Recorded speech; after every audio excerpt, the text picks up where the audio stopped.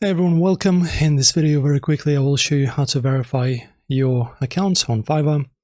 So firstly, guys, you need to make sure to create an account first, of course. As you can see, I already have one. Then you click on your profile and go to settings.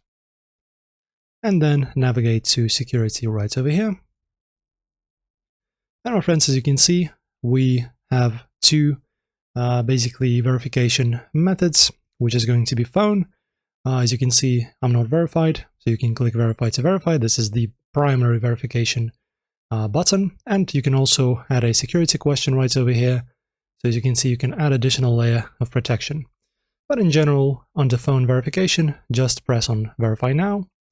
And in here, in the new window that will pop up, just enter your phone number.